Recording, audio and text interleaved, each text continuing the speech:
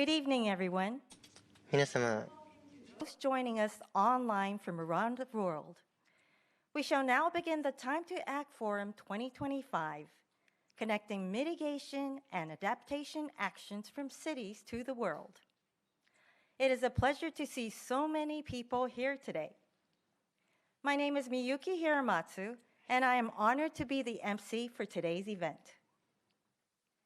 This forum is organized by the Tokyo Metropolitan Government with support from C40 Cities Climate Leadership Group and ICLE, Local Governments for Sustainability. Without further ado, it is my great pleasure to introduce the Governor of Tokyo, Yuriko Koike, who will give the opening address. Governor Koike, the floor is yours.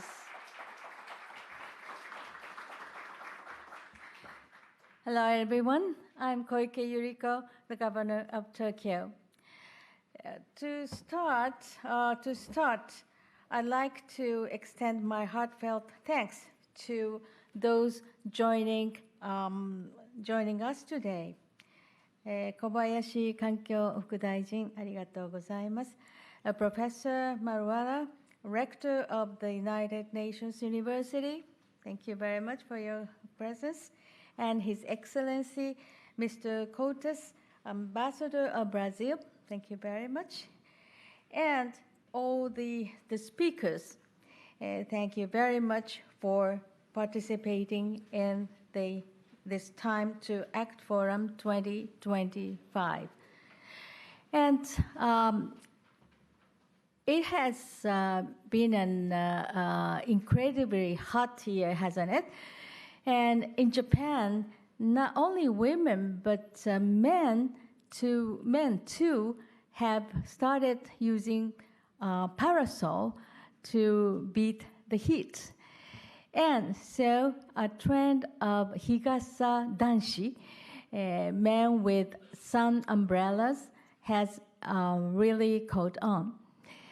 And home and abroad, temperatures exceeding 40 degrees centigrade have been recorded one after another.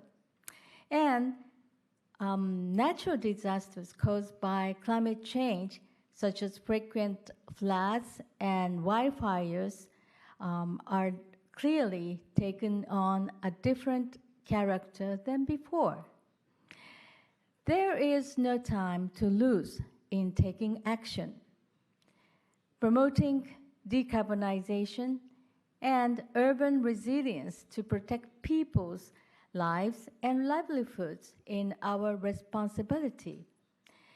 And today's theme is strategically tackling climate change and connecting mitigation and adaptation actions from cities to the world. What should we do to protect people's lives and livelihoods from tangible threats?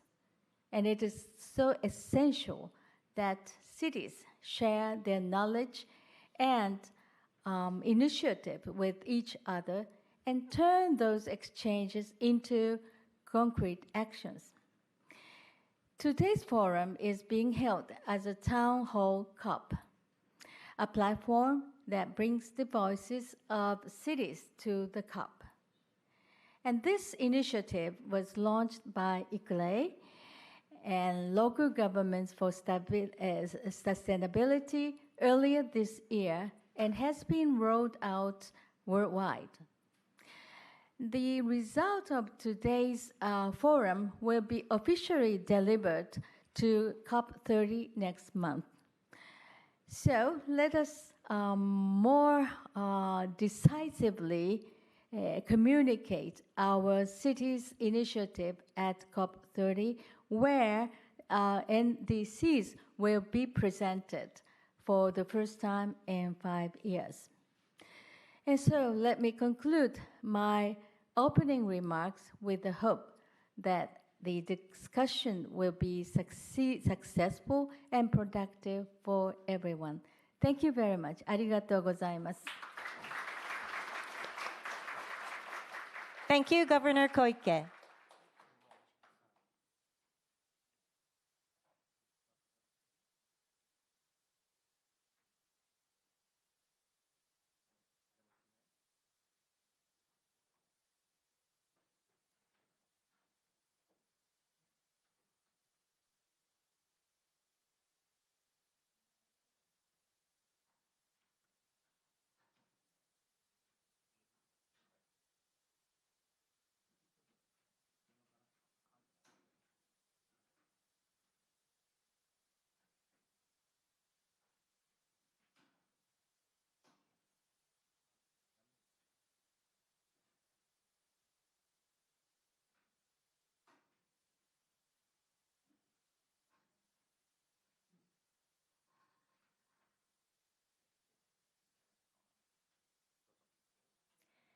Next, we have a congratulatory message from Mr. Fumiaki Kobayashi, State Minister of the Environment.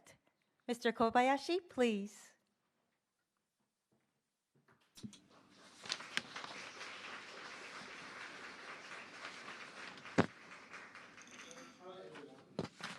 Kobayashi, State Minister of Environment. 今日は同時通訳がある。I understand that there is simultaneous interpretation service provided, and the vast majority of the audience are Japanese. Allow me to speak in Japanese for my speech. Those of you from overseas, please listen to the English translation. Once again, Time to Act 2025.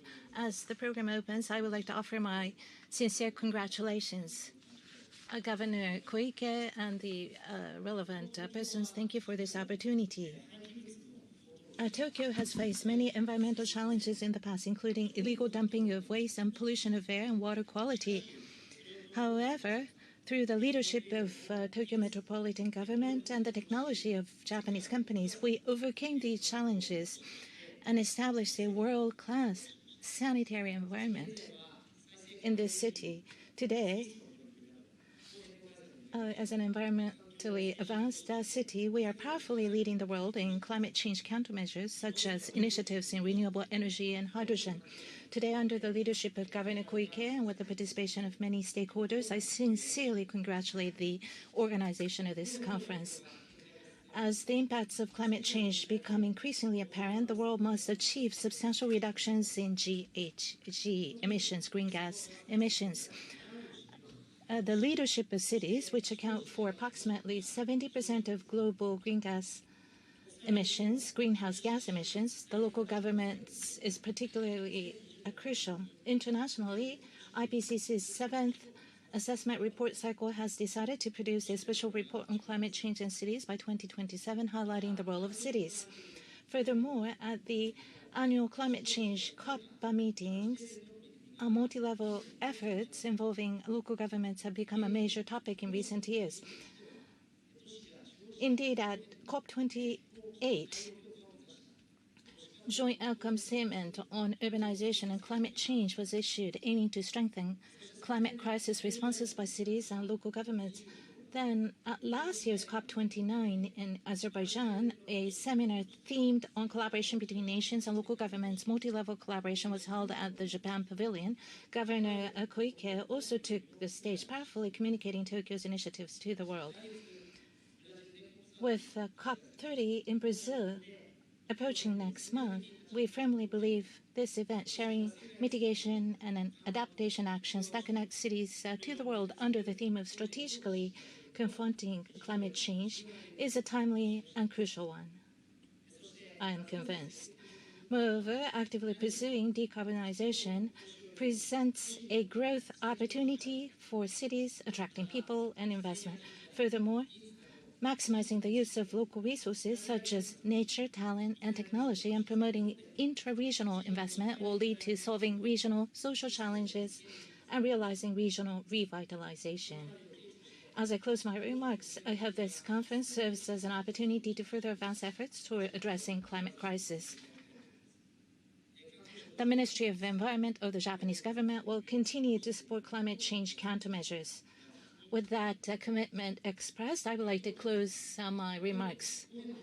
Climate change and environmental initiatives are not a mere cause. It's a proactive investment. It will lead to growth of cities as well as enrich people's lives. With that expectation and hope, I would like to close my remarks. Thank you very much. Thank you, Mr. Kobayashi. Next, we have a congratulatory video message from Ms. Yvonne Aki-Sawyerr, C40 Co-Chair, Mayor of Freetown. This is Yvonne Aki-Sawyerr, Mayor of Freetown and Co-Chair of C40 Cities for the Global South. I'm really excited to be joining you virtually today, and I extend my heartiest congratulations to Tokyo Metropolitan for hosting this incredibly important forum. Time to act. There could be no better name at this time, because it indeed is a time to act. And I'm personally really grateful for the collaboration of cities at a time when There are so many challenges globally. Cities continue to lead the way, continue to demonstrate that not only are we at the cold face of the climate crisis, but we're also really, really critical and important in the solutions that our residents need. Solutions that can make the difference between livelihoods being lost and opportunities being gained.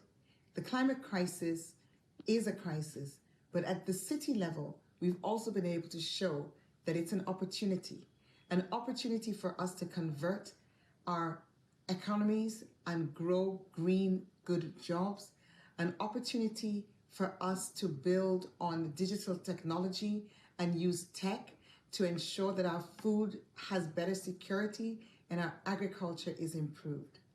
As we walk towards COP30, the name Time to Act really resonates because as cities, we're going to COP with a simple message. We're not talking about what we're going to do in 5 years' time or in 10 years' time. We're talking about what we're going to do in the next 12 months. We're demonstrating what it means to change ambition to action. So I wish you well as you meet together at the Time to Act Forum. Keep doing that because it's time to act. Thank you. Thank you, Ms. Aki-Sawyerr. We shall now move on to the keynote speech. It is our great pleasure to introduce Professor Tshilidzi MARWALA, Rector of the United Nations University, Under-Secretary General of the United Nations. Over to you, Professor MARWALA.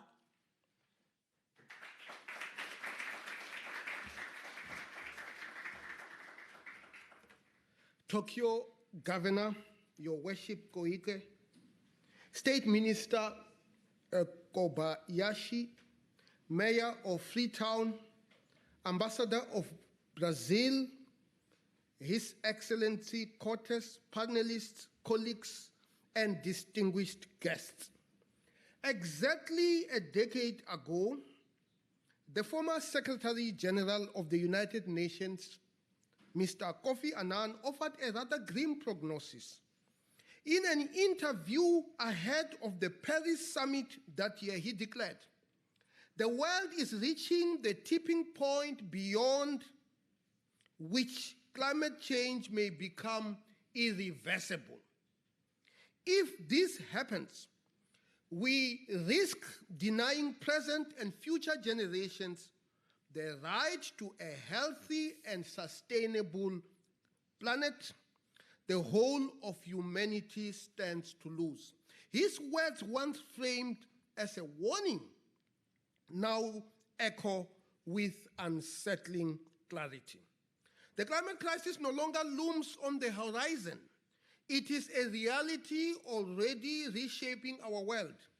As the current UN Secretary General Antonio Guterres recently acknowledged, our international goal of limiting global temperature rise to 1.5 degrees Celsius is at risk of collapsing.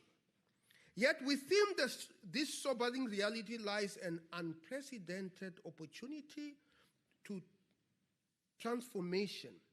I would argue that this opportunity places cities at the very heart of our global response. From the perspective of the United Nations, we stand at a crossroads that will define the trajectory of our planet for many generations to come. The recent announcement in New York, where 120 countries committed to new goals for reducing greenhouse gas emissions, represent both urgency and hope. This commitment signals that the international community largely recognizes the scale of immediate action required. Simultaneously, it speaks to how much more we must accomplish and the conviction we must have to do so. The upcoming climate talks in Brazil, Your Excellency Ambassador, at COP30, must produce what the Secretary General refers to as a credible global response to plan to get us on track. This plan cannot be merely aspirational. It must be grounded in concrete actions that connect global ambitions with local realities. And nowhere is this connection more critical than in our cities, where over half of humanity now lives and where most greenhouse gas emissions are generated. In fact, according to the UN Environment Programme, it is estimated that 70% of global carbon dioxide emissions come from these urban areas. The science is unequivocal. We are experiencing the warmest years on record. Here in Japan, we know this too well, as the weather is finally beginning to cool down after another record-breaking summer, the third summer in a row to be in Japan's hottest ever recorded. The window for limiting warming to manageable levels is rapidly closing. The Intergovernmental Panel on Climate Change has made it clear that we need to achieve net zero emissions by the year 2050. This will require a fundamental transformation of how we produce energy, move people and goods, construct buildings, and even manage resources. In this regard, cities emerge as simultaneously the problem and the solution to climate change. Despite sizable contributions to carbon emissions, cities also possess unique advantages, such as concentrated populations, economic dynamism, innovation capacity, and the ability to implement policies that can quickly reach millions of people. It is widely acknowledged that tackling climate change requires a blend of mitigation and adaptation strategies. This dual approach is essential for urban survival and prosperity. Mitigation actions must be transformative and immediate. For example, cities need to transform to renewable sources of energy and improve energy efficiency across all sectors. Moreover, transportation systems require complete reimagining to include expanding public transit and even creating infrastructure for cycling and walking. Buildings which account for nearly 40% of global emissions must be retrofitted for efficiency and constructed to net zero standards.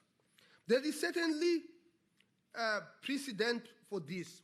Research demonstrates that municipal engagement with climate change began in the early 1990s, led by pioneering cities in North America, Europe, and Japan, and supported by transnational municipal networks such as Local Governments for Sustainability and Climate Alliance are making inroads.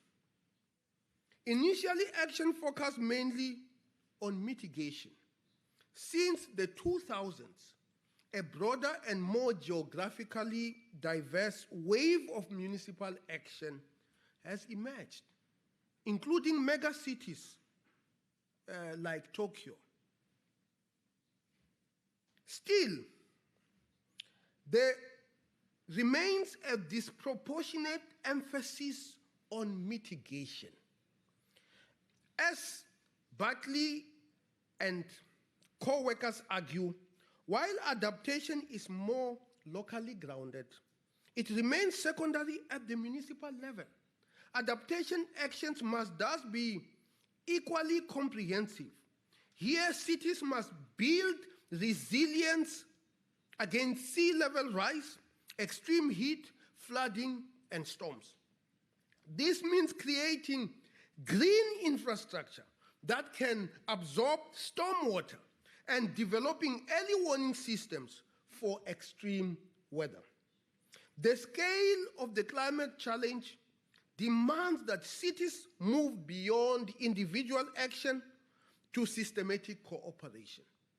Urban collaboration can accelerate innovation, share costs, and amplify impact across political boundaries. Several mechanisms can enhance this cooperation. Knowledge and technology transfer, for instance, must become seamless between cities. Successful climate solutions developed in one urban context can be adapted and scaled to others. We need robust platforms for sharing best practices and technical expertise. Moreover, city partnerships specifically focused on climate action can create long-term relationships that encourage innovation and mutual support. These partnerships can pair cities facing similar climate challenges or connect those with complementary strengths and needs. Additionally, standardized measurement and reporting enable cities to compare progress and learn from each other. It must be acknowledged that cities cannot solve climate change alone, but they certainly can lead the transformation. Leading cities worldwide are already demonstrating what is possible. Among them, the Tokyo Metropolitan Government under Governor Koike is leading among cities in climate efforts, pushing cross-sector collaboration and releasing roadmaps and policies. For example, its zero-emission Tokyo strategy targets net zero carbon emission by 2050. The Metropolitan Government has done truly exceptional work towards carbon neutrality, conserving biodiversity, and creating a livable urban environment. This vision and actions of Tokyo are aligned with the Sustainable Development Goals and the values of the United Nations. Copenhagen aims to be carbon neutral by 2025 by combining district heating systems with massive investments in cycling infrastructure. Singapore has become a model for water security and urban cooling through innovative design and has largely become the benchmark for smart cities. Medellin uses green corridors and social urbanism to connect climate action with social equity. When cities act boldly on climate, they demonstrate to their national governments what is possible and create demand for supportive policies. Urban action will have a multiplier effect that extends far beyond city boundaries. The upcoming COP30 in Brazil discussions must recognize cities as essential partners in global climate governance.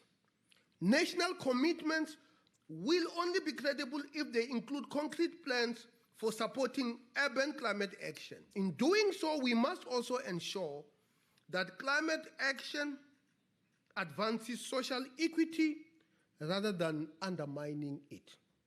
Cities have an opportunity to design climate solutions that create jobs, improve public health, reduce inequality, and enhance quality of life for all residents.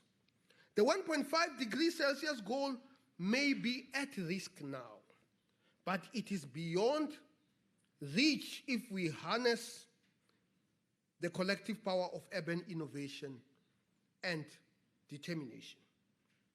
In this call to action, I am reminded of the Kenyan activist Wangari Maathai's hummingbird story.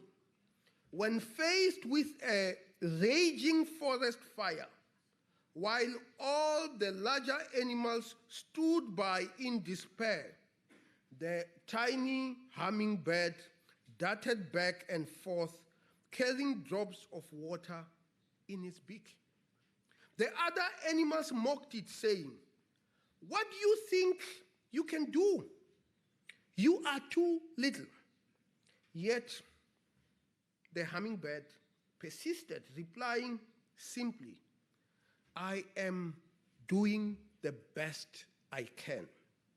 Cities can be considered as networks of hummingbirds, carrying drops of water in the form of determined local action that cuts through paralysis at higher levels of governance.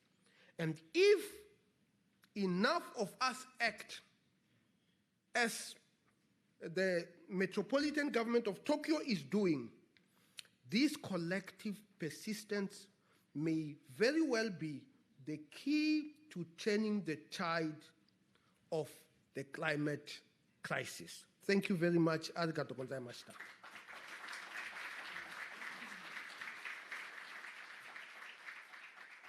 Thank you, Professor MARWALA. We shall now move on to the panel discussion. Panelists, please join us on stage.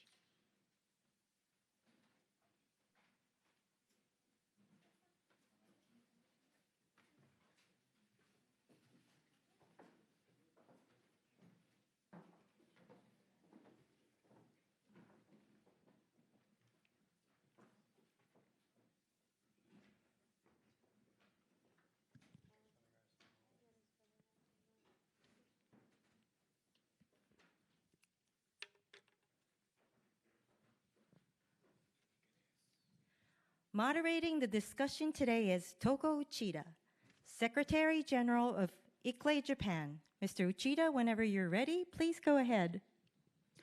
Okay, thank you very much for that introduction.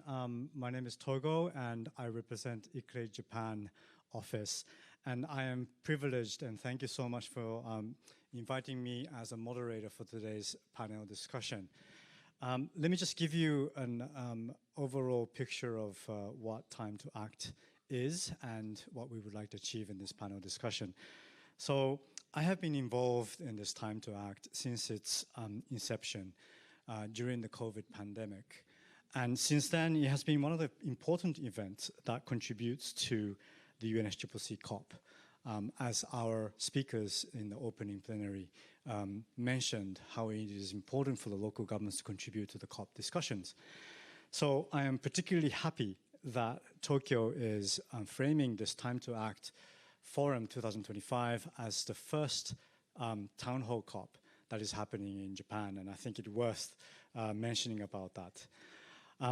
And as most of the, all the speakers previously mentioned about the COP30, the COP30 is particularly important, which will be happening in Belém in Brazil.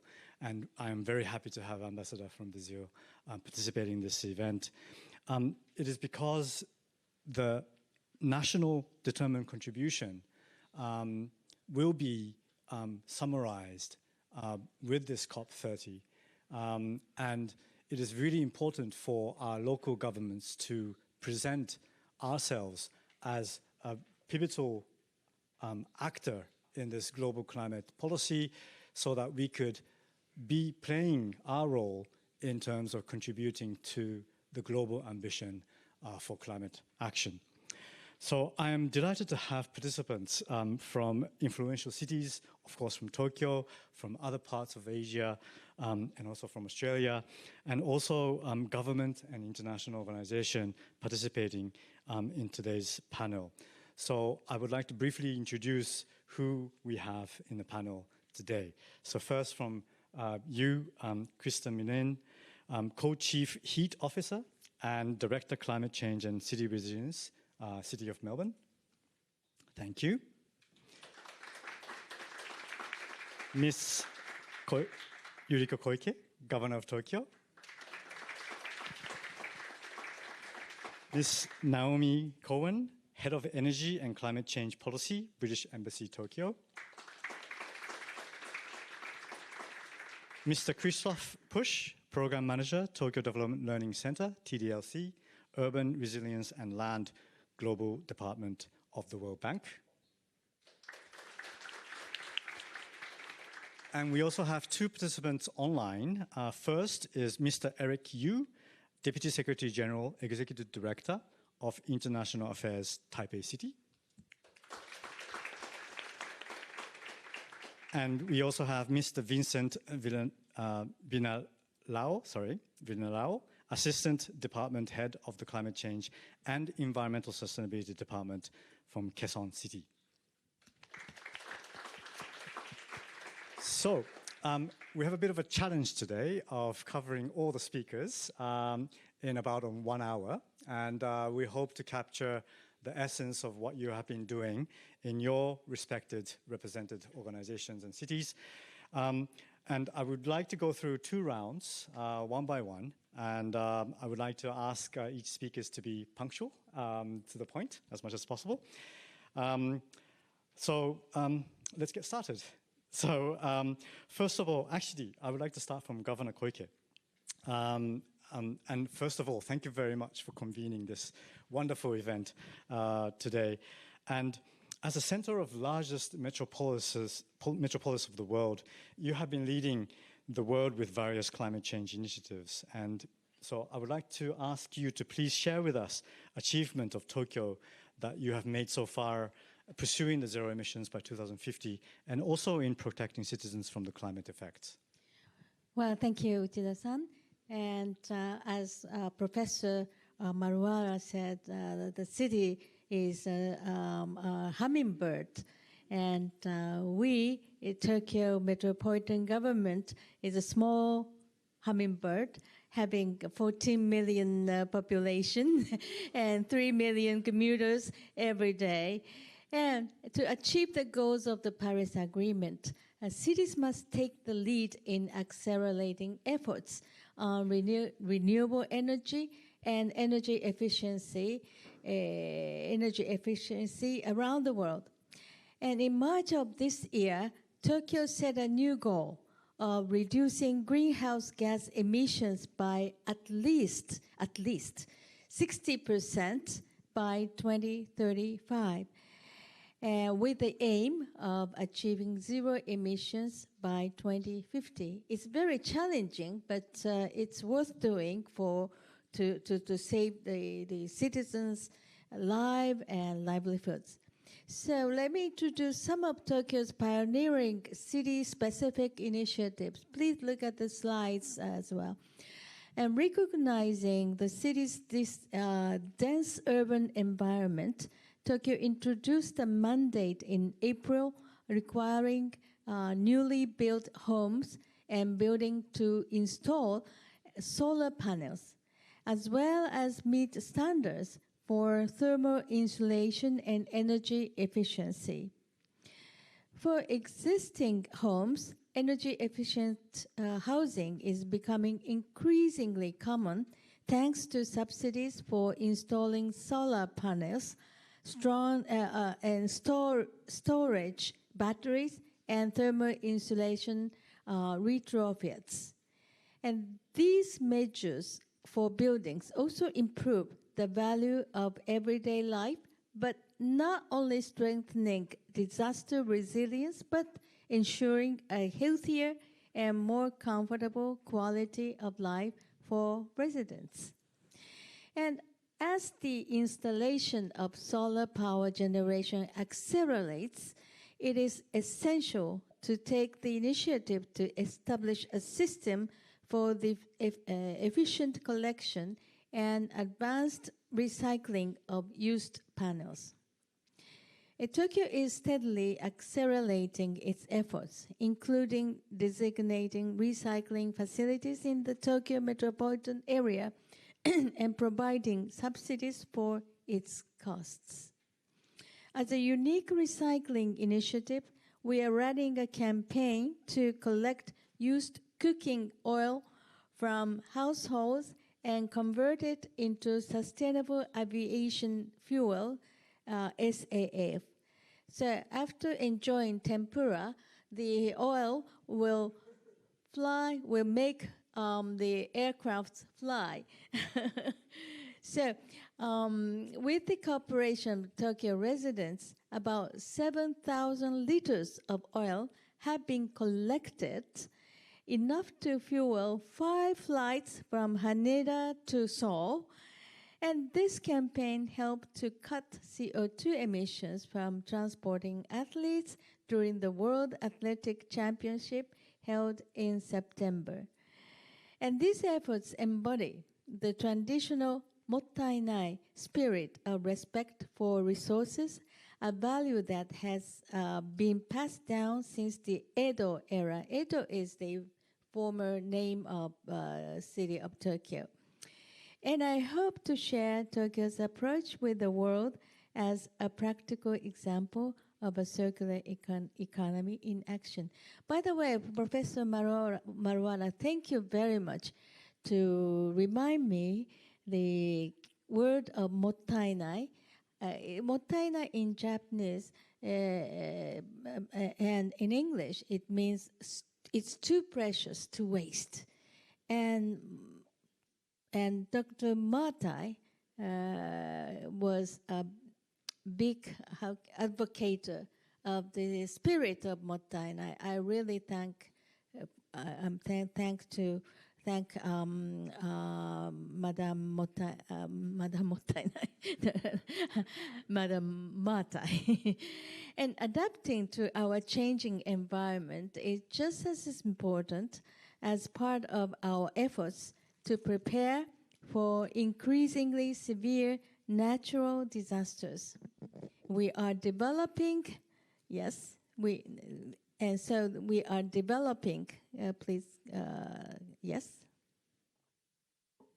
Yes. So adapting to our changing environment is just as important, and we are developing massive underground tunnels to temporarily store river water and rainwater caused by heavy rainfall. And you will have an opportunity to see how this facility works during your tour tomorrow. And to protect the lives and livelihoods of Tokyo residents from disaster-level heat, we released a Tokyo WBGT map, which quantifies and displays heat conditions in detail. And Tokyo aims to be a city resilient to heat by taking every possible measure, including accelerating the installation of cooling shelters in collaboration with local government. Thank you. Thank you very much, Governor Koike. Thank you very much for that presentation. And thank you. Now I'd like to move on to Melbourne. So Krista, sorry. So I heard that this is the first time you visited Tokyo in Japan. Yes, that's right. Welcome.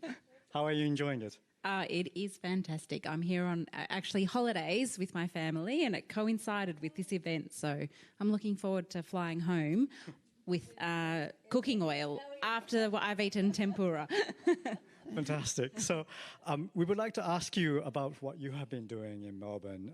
What we understand that you've been working on renewable energy installation as well as the same as Tokyo. But also I understand that the city has also been focusing on measures to address heat issues, which represents your position, which is a heat officer.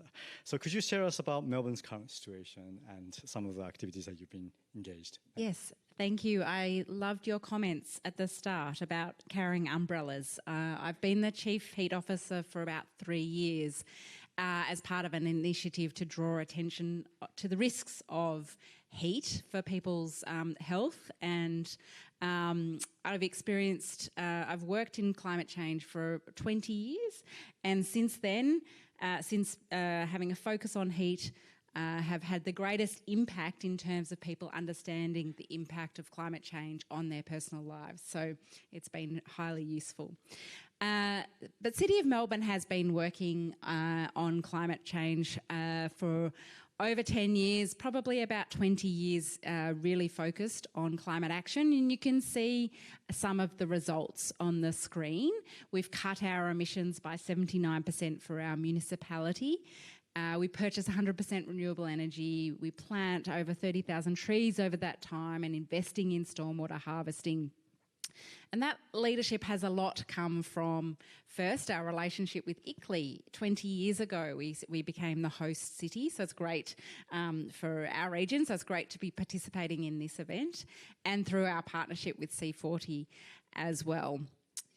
In terms of how we think about our work in climate action, we focus on 4 dimensions, being people, who are we serving, our community, and how do they continue to have great lives in Melbourne, reducing our emissions, thinking about our built environment and ensuring that it's the most efficient that it can be, that it's generated using renewable energy and it's resilient to the change in climate, and the important role that nature plays in the city to make it more resilient to the impacts of climate change and a much nicer place to live as well. So just a few quick examples, because I know we're being efficient. One of our leading examples is the Melbourne Renewable Energy Partnership, which enabled us to essentially secure a long-term supply of renewable energy for both our municipality, but we did this through partnering with 20 organisations across the municipality to bulk procure renewable energy. And as a result, this wind farm in the photo was built for the purpose of the City of Melbourne and those 20 other businesses, banks, some other local governments. And that has formed an example where other organisations have gone into buying agreements to secure long-term contracts for renewable energy and reduced our emissions by about 5%, and is a $200 million deal for renewable energy over 10 years. It's also been way more cost effective for us as a council because we have protected ourselves against energy price fluctuations and rises. The next part of the story is installing batteries within the municipality, and we're right in the middle of this project. We've been installing 3 community-scale battery energy systems attached to City of Melbourne buildings, but they're grid connected. We've been partnering with an electricity company who will own and operate the batteries, and some from the revenue, so they'll store renewable energy in the batteries and then release that into the grid when there's high demand. And then the revenue that we make from selling that energy back into the grid will be returned to the community through grants to upgrade their apartments and housing for energy efficiency. We're right in the middle of this project. We've installed 2 of the 3 batteries, and it's to serve as a demonstration project about the role of batteries within our grid. And then moving on to some of our heat projects. The urban forest strategy has been in place for over 15 years in the City of Melbourne. And it really came about when we had what was called the millennial drought, where we realised the value of our trees. Melbourne has beautiful trees, but they were at risk of drying because we had one of those intense droughts that we experience that are getting way more severe in Australia and in many parts of the world.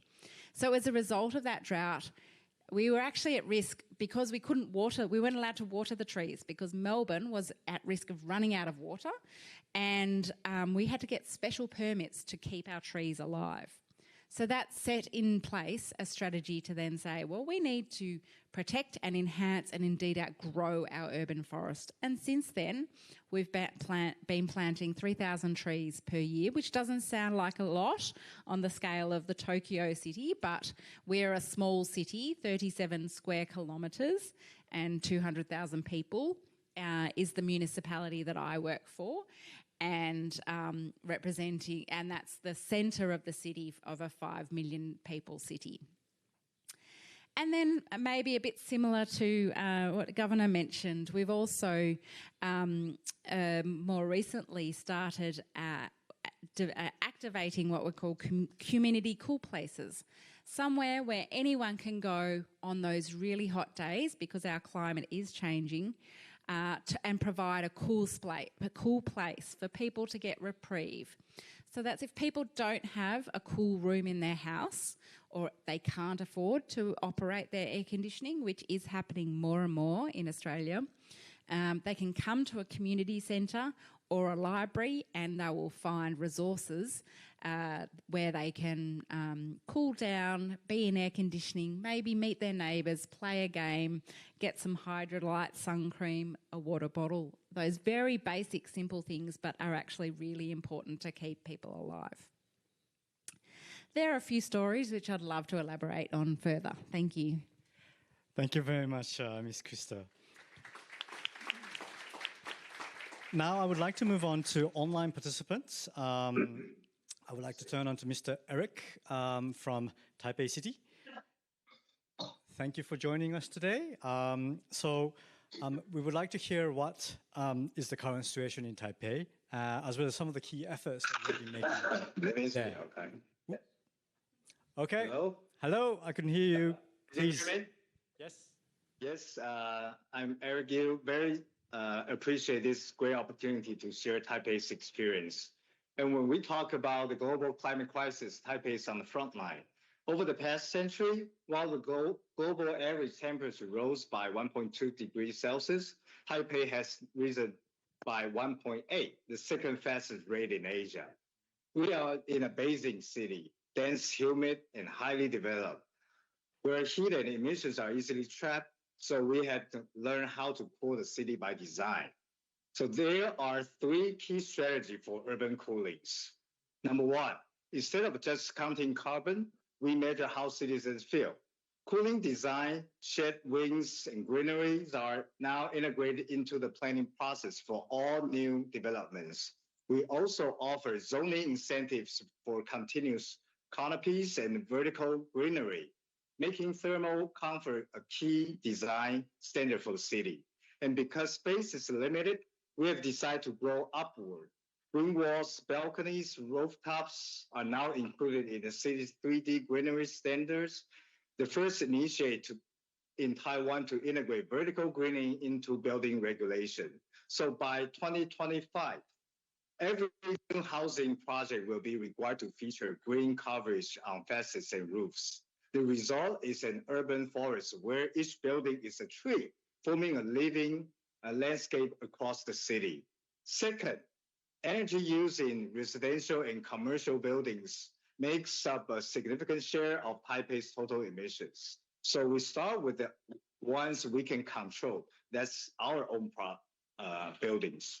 So Taipei not only is among the first cities in Taiwan to introduce near zero carbon standards for new public buildings, we start with the public sectors on our own and gradually expand to the private developments.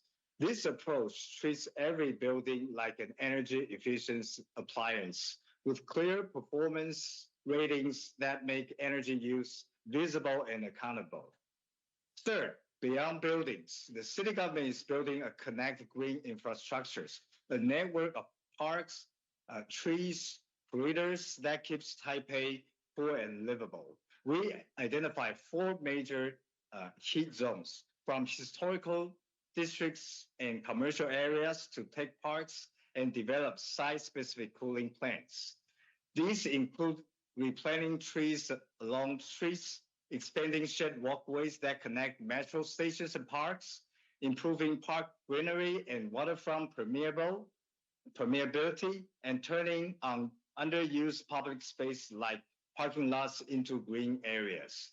So step by step, these changes are turning hard city service into places where shade, breeze, and water can flow again. In short, our goal is not just fight the heat, but to redesign life within it.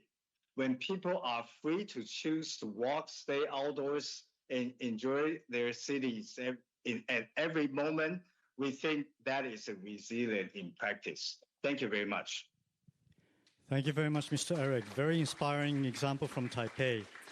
Now I would like to move on to the next city who's participating online, Mr. Vincent Vinarao from Quezon City.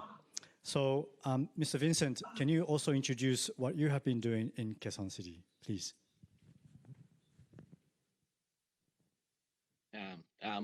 But first, on behalf of the Quezon City government, of course, led by Honorable Mayor Joy Belmonte, I would like to thank the organizers for inviting Quezon City to be part of this forum and share our climate and sustainability initiatives aligned with our country's National Climate Change Action Plan, as well as the Paris Agreement and the United Nations Sustainable Development Goals. Quezon City is the most populous city in the Philippines. We have over 3.2 million residents, and we are also the largest city in Metro Manila in terms of land area. We are continuously developing and growing, but this also comes with challenges, limited space and resources, rapid urbanization, and escalating threats of climate change. Since 2019, we have made a conscious effort towards building a sustainable city while addressing climate change through a local perspective. One of the Honorable Mayor's 14-point agenda is actually committed to building a livable, green, and sustainable city. Also in the same year, our City Council passed a resolution declaring a state of climate emergency, thereby providing the needed push to direct resources toward urgent climate action. It is also during this time, around 2019, 2020, when our department, the Climate Change and Environmental Sustainability Department, was also created. So this is the first in the Philippines, our departments, which serve as a dedicated local agency for the implementation of mitigation and adaptation initiatives. We have the City Enhanced Local Climate Change Action Plan for 2021 to 2050. This was developed with the support of from C40 and also ICLEI. So this is our roadmap for inclusive climate action towards building climate resilience, advancing green economic development, and re-engineering a livable and sustainable community for all. And our goals are to reduce our emissions by 30% by 2030, and also pursue carbon neutrality by 2050, while also strengthening the resilience of our natural ecosystem and communities. In our enhanced local climate change action plan, we have their identified strategies, which we are implementing right now. 6 for climate change mitigation and 6 for adaptation. For climate change mitigation, our strategies include, of course, on circular economy, green, energy efficient and resilient buildings. We have renewable energy installations, energy efficiency and conservation, promoting active mobility and improving air quality. On the other hand, for our climate change adaptation strategies, we have urban farming. We're continuously increasing water security through measures such as rainwater harvesting, nature-based solutions to mitigate flood, urban heat, and drought, safe and resilient housing and public infrastructure, and mixed-use zones to improve accessibility of service in communities. So these are just some of the strategies we are implementing right now. And we also have 24 priority actions. These are specific actions aligned with these strategies.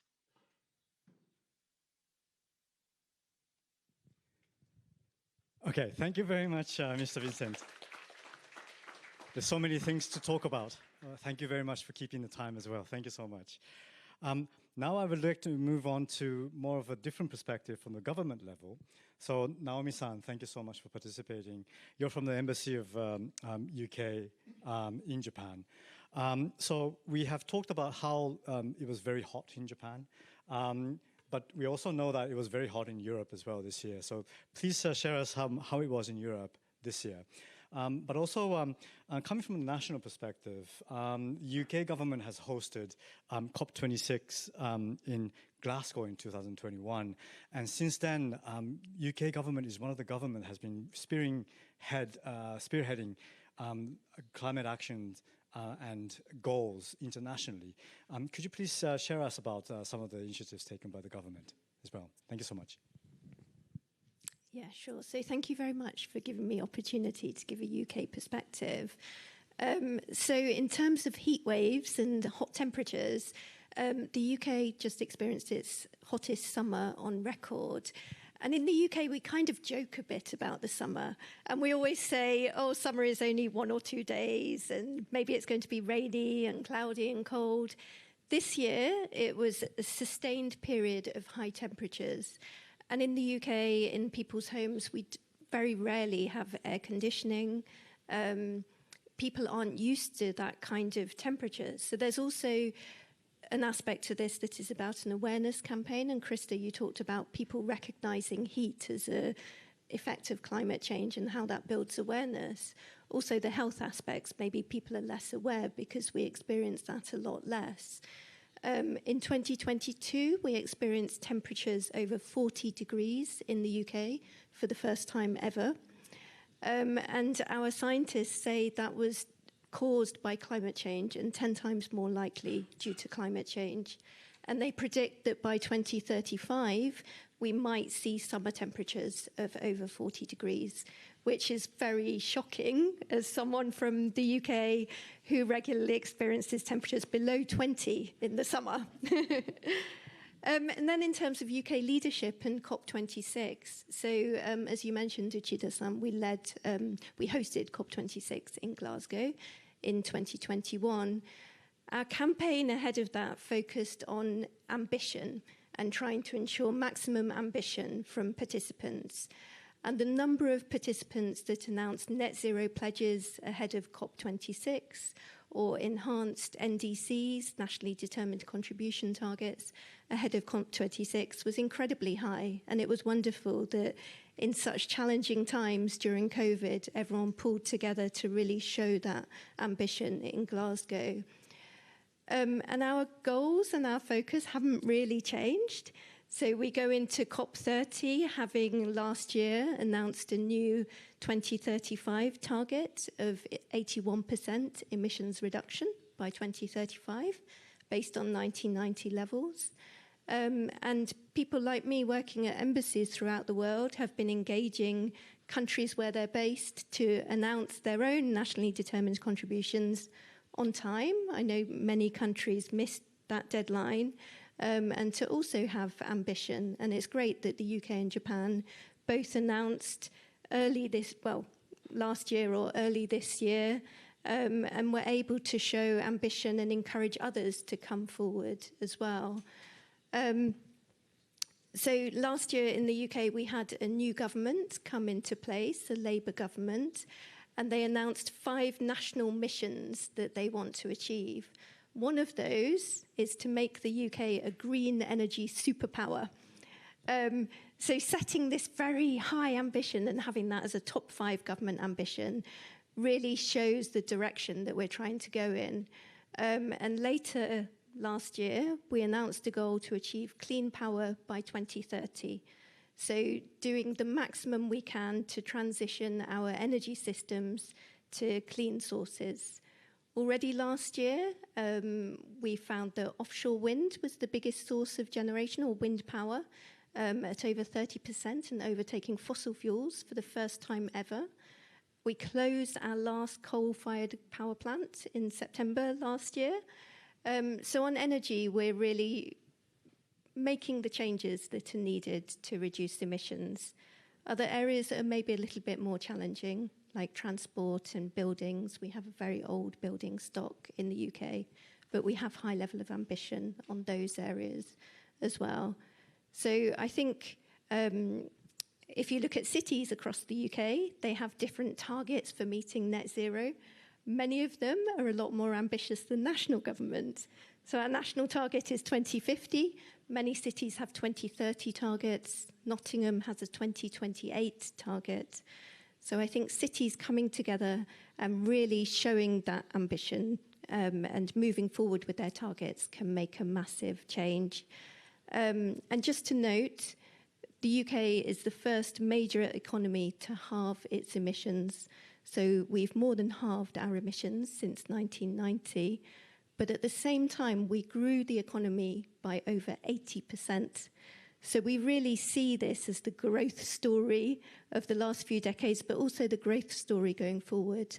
And last year, our low carbon sectors, our low carbon economy, grew by more than 3 times compared to the rest of the economy.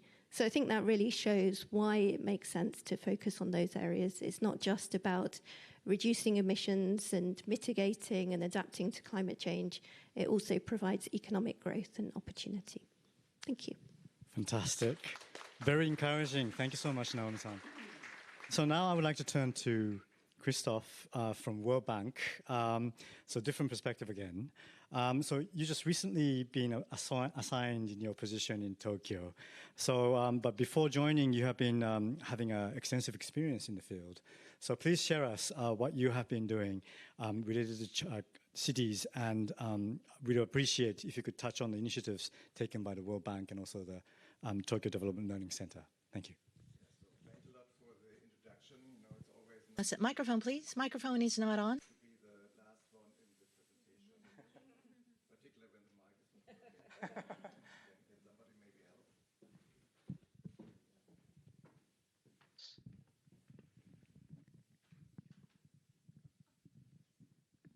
So, but particular thanks for being invited to this important event, and also, Madam Governor, it's a pleasure to be in Tokyo, but please let me share my personal adaptation measures.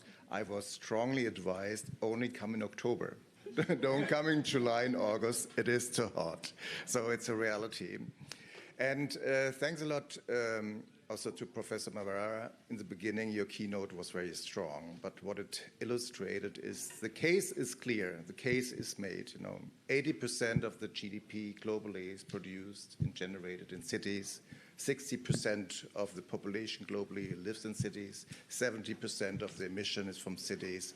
So it's very clear, you know, cities are the space where things happen and have to happen. There's the concentration of people, assets, and risks.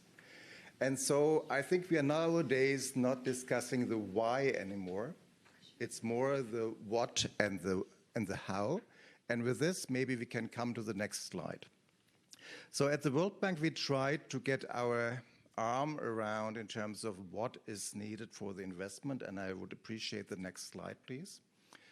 And we kind of generated and released just recently a Banking on Cities studies.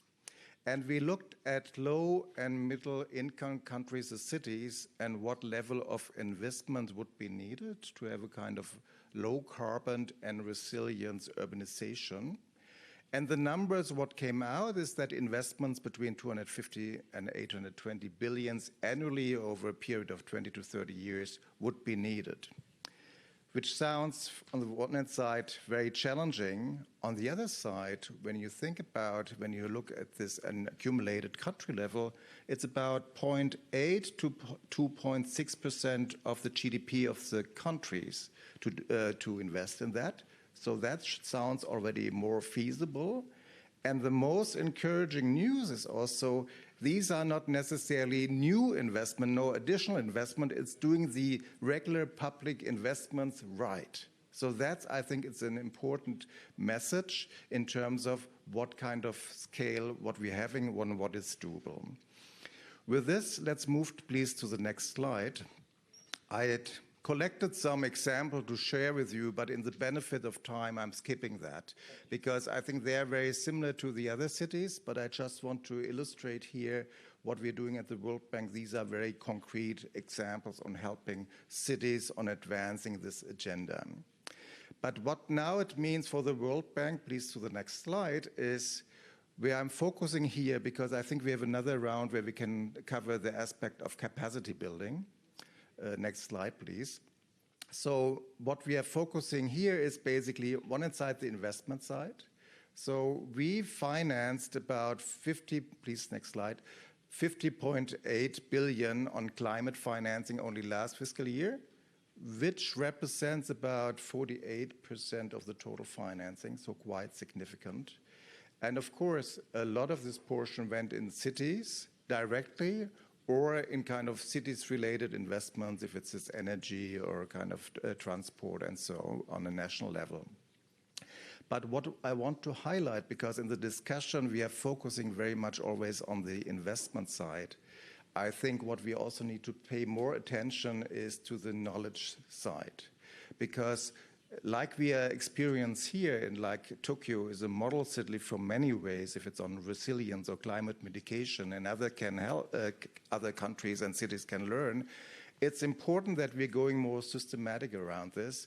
And this is where I'm also very proud of that the World Bank, in partnership with the government of Japan, has this Tokyo Development and Learning Center, which focusing primarily on sharing knowledge from Japan, Japanese cities, as well as international for client countries, cities coming from middle and low-income countries spectrum.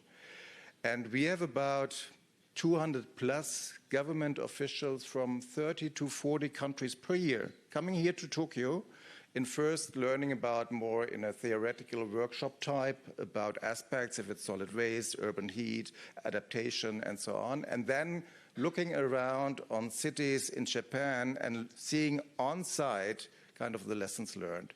So this is something where I believe cities play also an important role to share knowledge, to enable them to increase the absorption capacity of the funding, what is needed. With this comment, I want to close my first round. Thank you. Thank you very much, Mr. Christoph. Now I would like to move on to the second round of questions, which we would like to focus a little bit more on future policy developments and the role and expectations of local governments. So, Governor Koike, you have been participating in COPs, and we would like to have your thoughts on how the local governments can contribute to these actions as well. So the floor is yours. Thank you. Before being elected as the governor of Tokyo, I was the member of parliament, and during my career, I have served as the Minister of the Environment, and therefore I participated COP, Conference of Parties conferences many times. Yes, and looking ahead to the goal of 2030 carbon half, a plan to halve carbon emissions by 2030 and beyond, we need to proactively introduce innovative technologies. And one such technology is air solar, a next-generation solar cell developed in Japan. AIR is an acronym for Anywhere Innovative Renewables, AIR, so AIR, as the solar cell is lightweight. I don't have it today, but lightweight and flexible and can be installed anywhere on a building, just like AIR, or maybe on the roof of a car, automobile, or even on the cap. And the point is that the iodine used in the cells manufacturing is also sourced in Japan, domestic, and it will be a game changer in renewable energy generation. The solar cells have been installed at the Tokyo International Cruise Terminal and other locations, and the garden lighting using the technology near the National Stadium, where the World Athletic Championship were held, with full spectators, by the way, because 2020 Olympic Games, under the COVID-19, we had no spectators, so what a change, and thank you very much for your participation. And this World Athletic Championship has attracted attention at home and abroad. To realize a powerful power-generating future city, we aim to achieve approximately 1 gigawatt of installation by 2035.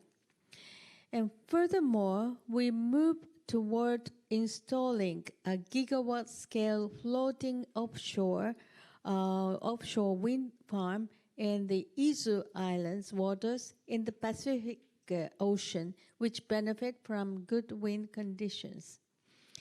And installing a large-scale offshore wind farm off the coast of a remote island will not only support the expansion of renewable energy, but also regional revitalization.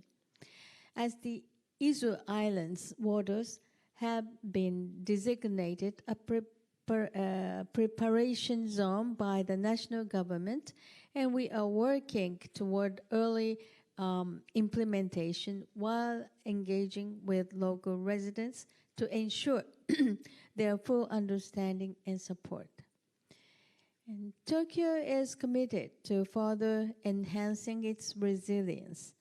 In response to the growing severity of climate change, we have launched the Tokyo Resilience Project in 2022 to strengthen its preparedness for natural disasters.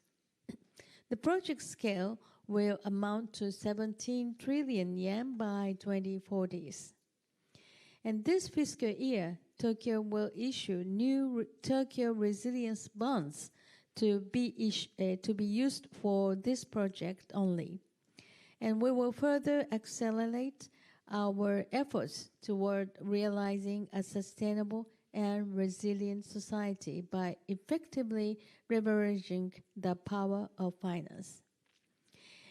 And decarbonization and greater resilience are common challenges for cities around the world. Now is the moment to strengthen collaboration and work together to address these challenges. And to that end, I advocate the concept of multi-city lateral cooperation. And we will recognize GNETs, an international network established in 2022 to strengthen its function as a platform for intercity collaboration. And I am convinced that we, as cities, can lead the way for the world in addressing the climate crisis by sharing our efforts and knowledge to work together. Thank you. Thank you very much, Governor Koike. I really love the term multi-city lateral cooperation. Thank you very much. I would like to move on to Ms. Krista. So we haven't not been announced yet, but your government has been putting its hand on possible hosting the COP31 next year. From that information, I assume that the government of Australia has been also pretty much committed to the climate actions. We are talking about multi-level collaboration as an important aspect and also city-to-city collaboration. Could you please share us what's happening in Australia from that sense, please? Thank you. Yes, Australia is very hopeful that we will be hosting COP31 and see it, as we heard from Glasgow, that is quite a significant event to host, and the opportunities that we can see from Brazil to really push forward an agenda, an ambitious agenda. City of Melbourne, where I'm from, absolutely believes that the climate crisis will be won or lost in cities, but we also believe that we need to collaborate and partner with both our city counterparts across the world and our state and national governments. We cannot do it alone. And I think where we're at in Australia on the collaborating with our national and state governments is there are strong green shoots, is a term that we use. The seeds are sprouting, but they haven't grown into trees yet. So we have strong relationships and some grant funding, I would say, that happens from federal government down to state and state to local, and City of Melbourne has received many grant funding, but it's so tiny compared to what we heard from Christoph in terms of the realm of funding that needs to flow into urban infrastructure. And that's really where City of Melbourne is advocating in terms of our multi-level partnerships to say the responsibilities that are being passed on to cities continue to grow in terms of general services to providing to councils, and we providing to our community, and our revenue sources are actually capped by our state government, so we can't grow our revenue sources. Yet our infrastructure needs significant investment to adapt to our changing climate and to continue to reduce emissions. So we are partnering, we're changing regulations, and for our government we need to partner with our state government to change regulations. So we're doing what we heard from Taiwan in terms of changing the building codes and upgrading existing buildings, and being inspired both from other cities to do that. We're also currently developing a tool in partnership with from a grant from our federal government called the Resilient Asset Management and Investment Tool to help work out, because one of the difficult decisions that local governments make is we can invest $1 now to save $6 from a resilience perspective, but that $6 doesn't show up on our balance books. It's a general investment benefit to the community. So how do we make those decisions? How do we prioritise resilience in our budget allocation? So we're working on a tool with 9 other councils to help us make those decisions. But I love the example about the bond, the resilience bond. Our cities are much smaller in Australia, and we find bonds very difficult to do at a smaller scale, and we need to partner with other cities, partner with our state government, partner with our national government to explore those sorts of ideas. And I think that's where City of Melbourne wants to head over the coming year as we move into COP31, hopefully in Australia. Fantastic. Thank you so much. Mind you, there's a case in Japan where multiple cities come together to issue a bond together. So you might actually think about that as well. Thank you very much for that. I would like to turn to you, Mr. Eric, from Taipei. So Governor Koike mentioned about the GNets as an important platform for city-to-city collaboration. And we all know that Taipei have been involved in this. So please share us your experience from partnering with other cities through your engagement with these initiatives. Please. All right, thank you. And building on what I shared earlier, Taipei's climate strategy follows a clear roadmap, as you see on the screen. 40% carbon reduction by 2030, 65% by 2040, and net zero by 2050. We are the first city in Taiwan to pass a local net zero ordinance, and this turns a climate ambition into a shared responsibility, guiding how we plan, invest, and live.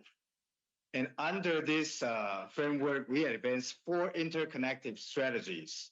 I've shared about cooling earlier, so let me focus on the 3 others. First, second one is about green mobility. We are making low carbon travel an easy choice. We issued the City Transportation Pass now, which integrates MRT, that's our subway system, buses, and U-Bike, it's our shared bike system together, and with a low rate, encourage people to use public transportation. And by 2030, all buses will be electric. And for example, about the U-Bike system, after introducing free rides for the first 30 minutes in 2024, usage of U-Bike grew by 50%, and 1 in 4 users shift from driving or riding scooters to bicycles. And about urban resilience, as part of building urban resilience, we are strengthening water efficiency. Taipei's main water reservoir is the best in Taiwan, but we continue to upgrade pipeline, reduce leakage, and improve storage and reuse. Our goal is to ensure a stable water supply regardless of various weather conditions. The 4th one, I think it's the most important one, is a net zero living. This is where net zero becomes personal responsibilities. We focus on both citizens and companies, integrating low carbon practice into daily life and operation. Through incentive programs, citizens can save energy and receive rewards. For example, we have Net Zero 101 program, builds 101 demonstration sites across temples, parks, schools, and business districts, while the carbon saving wallets, which is an app, allows residents to track and redeem low carbon actions. Regarding global collaboration, first of all, thank you, Governor Koike. Last year, Mayor Jiang attended the GNES Summit to share Taipei's experience in resilience and innovation. And this May, Mayor Jiang just joined the Summit of Mayors in Paris for the 10-year anniversary of Paris Agreement to exchange ideas with global city leaders on climate governance and green transitions. At the working level, our departments also work closely, for example, with the Tokyo Fire Department. We believe the true value of city collaboration lies in sharing experiences that are practical, reflectable, and ready to implement it. In short, Taipei has always been an early mover, from our pioneering waste collection system to legislating for net zero. We continue to move forward through practical action. We are determined to build resilience in the face of unique challenges. Our belief is really simple. We want to move closer to net zero Taipei 2050 on every single day. Thank you very much. Thank you very much, Eric-san. Another leading example of cities really spearheading climate action. Thank you very much. I would like to move on to another online participant, Mr. Vincent, Quezon City. So you have mentioned in your presentation that you are part of city organizations like ICRE and C40. And we would like to hear from your experience how you have benefited and your thoughts about how these intercity collaboration can evolve in the future and contributing to your actions on the ground. Please. Okay. Yes. Moving forward, we are already accelerating actions to reduce greenhouse gas emissions through the implementation, for example, of the Green Building Code, solarization of all feasible city-owned buildings and facilities, as well as promoting solar PV systems to the private sector, including households. We are also implementing energy efficiency and conservation efforts, promoting sustainable transport and active mobility.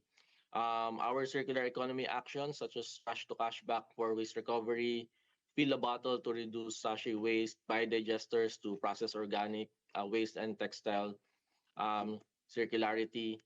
For adaptation, we are working on the continued expansion of our green spaces, which include our 1 million trees program by 2030, development of a cooling roadmap and heat action plan, which will incorporate a gender and an inclusivity lens, and the implementation of our drainage master plan that includes structural and non-structural interventions, such as detention basins, retention ponds, rehabilitation of drainage systems, community awareness, and capacity building activities. And as we work toward a sustainable and climate resilient Quezon City, we cannot emphasize enough the significant role and importance of global city networks, which we are a member of. This includes ICLE, C40, CityNet, Resilient Cities Network. Through these networks, we were able to exchange knowledge and best practices and learned innovative ways to make our climate actions more effective and efficient. We are also able to show that cities can drive changes and actions for global climate action. We know that we, as cities, are never alone, especially in our pursuit for climate action and sustainability. And it is through our collaboration and collective action that real positive impacts can be achieved. So we believe that. We are also fortunate to receive various technical assistance from the international networks, organizations, and institutions. And because of our limited resources, such assistance are important for us to fully implement our climate actions. And moving forward, we were just going to maximize our participation in various networks and continue engaging with cities and other local and international organizations, as we see huge potential in terms of partnerships and collaboration. With these networks, again, I would like to mention we gain knowledge and capacity from technical experts in various fields, We can access new funding opportunities, contributes in fostering innovation, and more importantly, having a collective voice in international discussions and policymaking. Thank you. Thank you very much, Vincent. Thank you so much for that. Now, I would like to turn to Naomi-san. In your first intervention, you mentioned about how UK government has been really aggressive in moving forward with the climate action.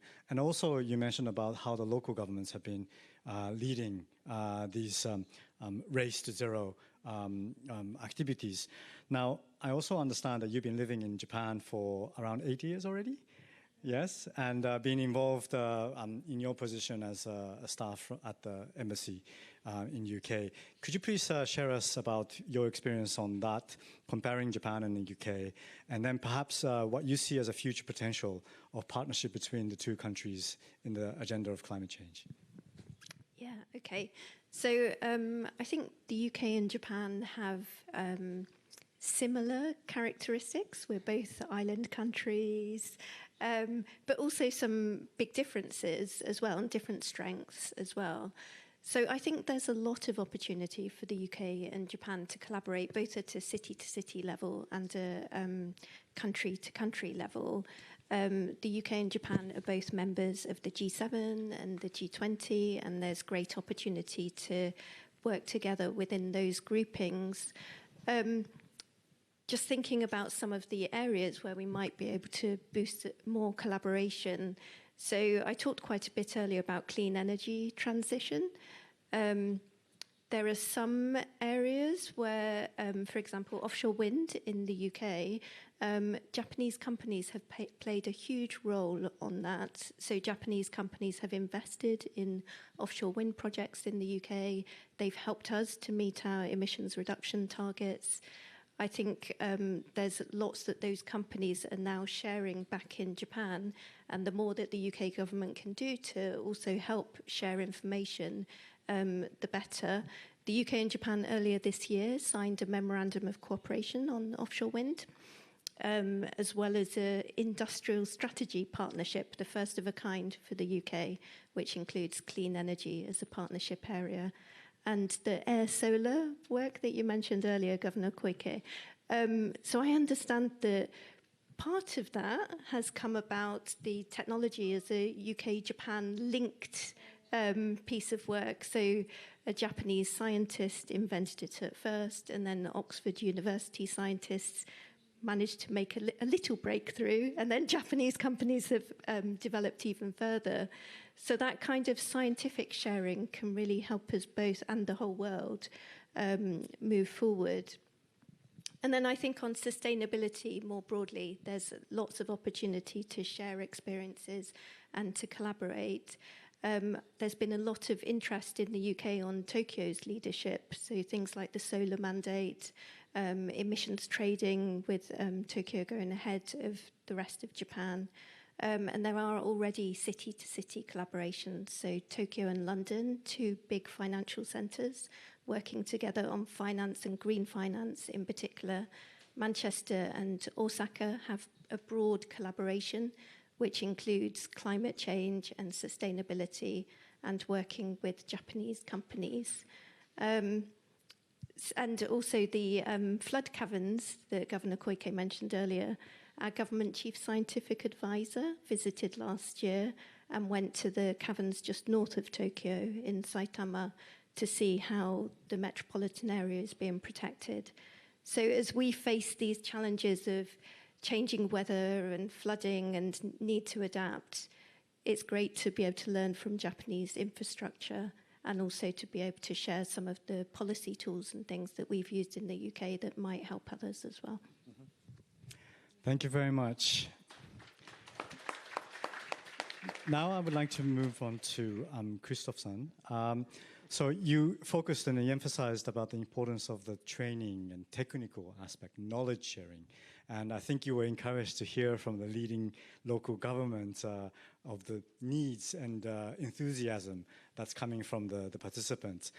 Please, with your new role, I think you have a unique opportunity and challenge at the same time for your work to actually reach these cities. Could you please share us how you would envision advancing these activities from your role?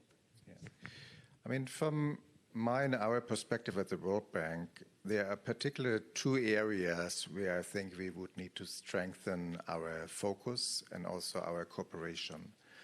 One is what we discussed already a little bit on this capacity, because we are discussing here with very kind of developed kind of cities who are able to manage their cities very well. But often in these countries where the World Bank is investing, there's an issue that even cities have difficulties to have proper urban planning, investment preparations, and execution. So I think here is, in my view, a particular role for city-to-city cooperations in the light what Madame Governor said. So I would strongly support this. We having also our program, other institutions having their programs, but in terms of scaling up, I think there is a potential between cities, and also city networks can play an important role. So that is the area of capacity building, and we, at the kind of technical part, we also at TDLC working a lot, but we can only target so many. So scaling up cities' involvement, in my view, is crucial.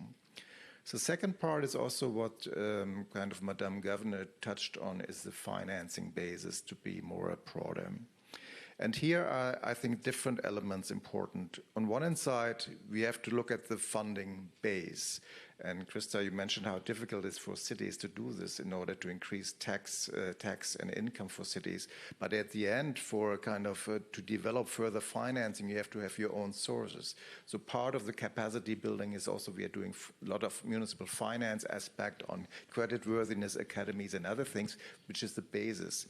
And then comes the second point where you made a very great example, Madam Governor, with the bonds.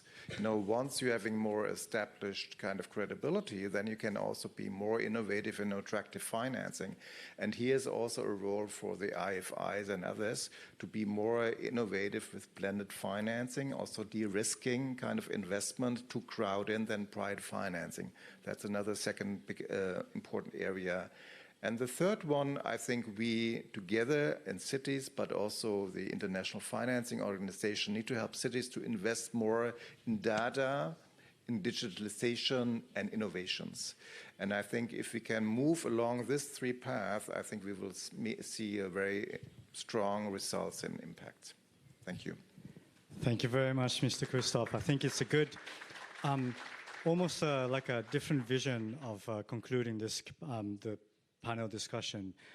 Thank you very much for that input. So I would like to ask Governor Koike to almost summarize what we have discussed in this panel discussion. Please, Governor. Thank you very much for sharing your knowledge and experience in each entities. And today, all of the panelists showcased their advanced efforts in both mitigation and adaptation measures. And I'm convinced that effective city-led actions and collaboration with the national governments and a wide range of partners are driving global progress to address the climate crisis. Now, I would like to announce our joint message to the world based on today's discussion. And at the same time, I will deliver the message as an outcome of Tokyo's Town Hall COP to COP30. And it is particularly meaningful that we have been able to hold this forum at a time when interest in climate change is increasing worldwide. Time to act. Let us combine our efforts to take on the crisis in front of us. And last of all, on October 21st, 2 weeks from now, we will host Henka Tokyo 2025, an event aimed at the social implementation of green hydrogen through city-to-city collaboration, and public-private partnerships. The conference will be streamed on YouTube, like today, and please be sure to check it out.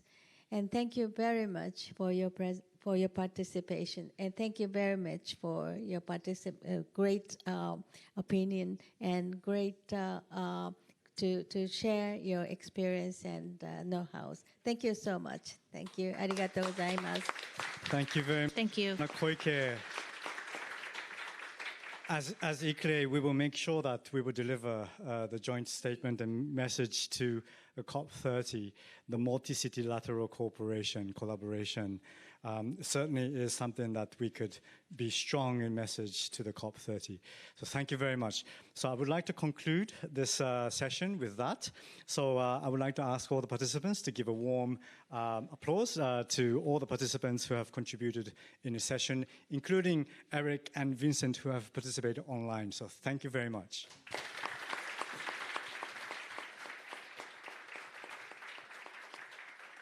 Thank you very much, ladies and gentlemen, for such a lively and engaging discussion. Time has flown by, and we're now at the final part of our program.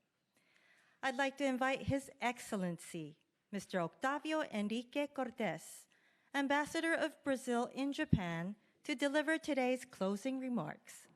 Ambassador, thank you so much for joining us today. Please, the floor is yours.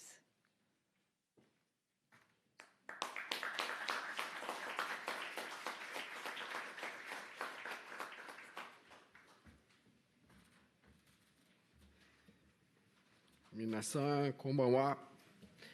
Good evening, everyone. Mrs. Yuriko Koike, Governor of Tokyo.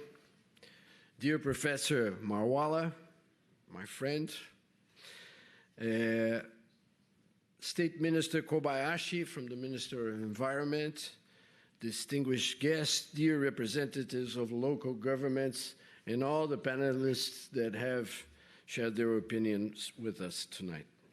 It is a great pleasure to participate at this year's Time to Act Forum, an initiative led by the Tokyo Metropolitan Government since 2021. As we celebrate 130 years of diplomatic relations between Brazil and Japan, my country will host COP30 in November, against the backdrop of several landmarks.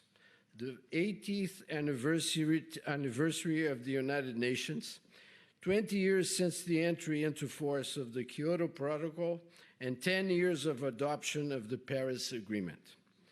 Much has been learned throughout the 3 decades of the climate multilateral regime. Still, the planet seems to be entering uncharted territory for science. Global warming is taking place at a faster rate than predicted. In 2024, the Earth's average temperature surpassed for the first time the critical threshold of 1.5 degrees above the industrial levels that we registered in the past. As most of you have experienced on a personal level, and everybody here has shared this experience the last summer, the summer of 2025 was Japan's hottest on record, with average temperatures for June throughout August being significantly higher than usual. This makes it more urgent than ever to double down on climate ambition. This year, all countries must present their new nationally determined contributions, or NDCs, with carbon emissions reduction targets by 2035. We must also ensure 2025 is equally a landmark for climate adaptation and the delivery of national adaptation plans. Cities play a central role in climate change, as urban activities are major sources of greenhouse gas emissions, as has been demonstrated here. While national plans set the stage for action, local governments are at the forefront of the creation of climate solutions and have a critical role to play. I would like to commend Governor Koike for championing the concept of multi-city lateralism, recognizing that climate change is a global challenge with direct and profound impacts on urban life.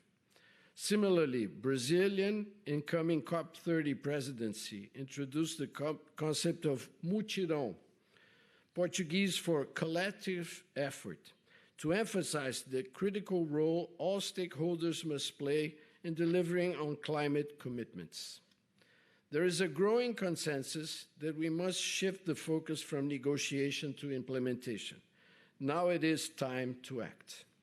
Brazil has put forward a climate action agenda built around 6 major thematic pillars. One of these addresses the need to strengthen resilience in cities, infrastructure, and water systems through multi-level governance.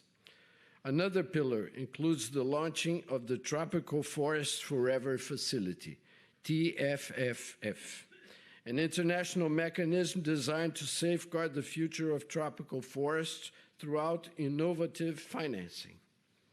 In the spirit of implementation, Brazil already announced a contribution of $1 billion to the TFFF mechanism.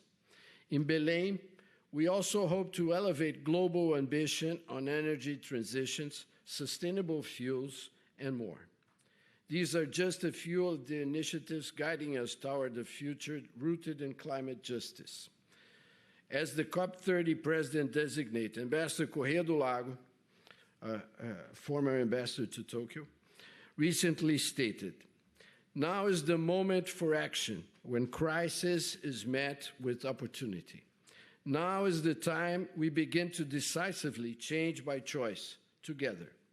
I hope to see you all in Belém. Thank you very much. Arigatou gozaimasu.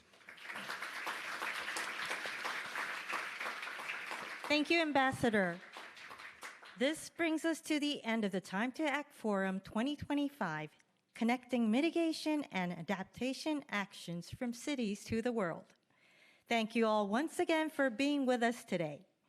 Before we wrap up, let's offer a final round of applause for our incredible speakers and everyone who took to the stage today.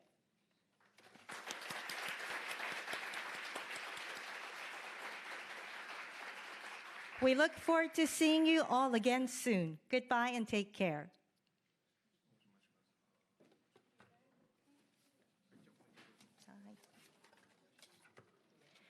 We shall now take commemorative photos. We'd like to ask all speakers to return to your seats once while we set up the stage.